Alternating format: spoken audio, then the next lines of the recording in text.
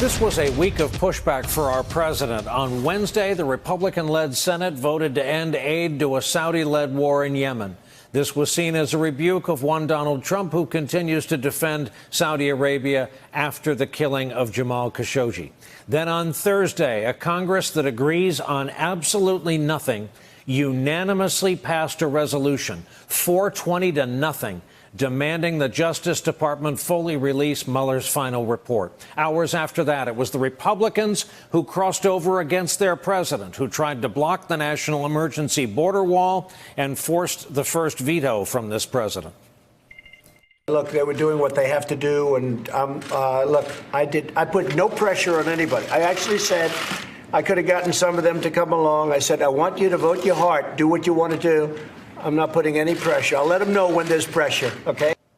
Noting the shift from abject party loyalty, the New York Times writes, and we quote, politically, the trifecta of rejections tells us that Mr. Trump's grip on congressional Republicans may be loosening, the political ground may be ever so slightly shifting, and with it, the control Mr. Trump has over his party. Watch this space. Back with us tonight, Pulitzer Prize-winning author and historian Jon Meacham, whose latest work is The Soul of America, The Battle for Our Better Angels.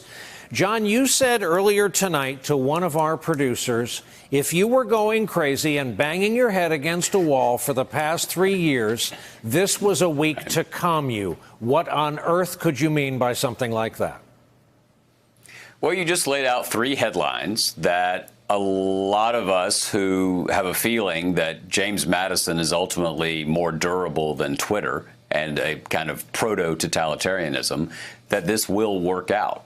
And you had in the Yemen vote, in the Mueller vote, as you said, you can't get the House of Representatives to agree on when to go to lunch. So to get 420 of them agreeing on anything is truly historic in this era.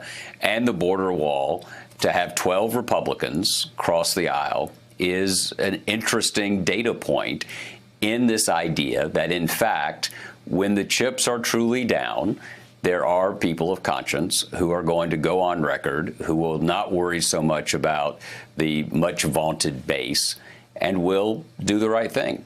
And I think you saw that in 3 cases this week. Hey there, I'm Chris Hayes from MSNBC. Thanks for watching MSNBC on YouTube. If you want to keep up to date with the videos we're putting out, you can click subscribe just below me or click over on this list to see lots of other great videos.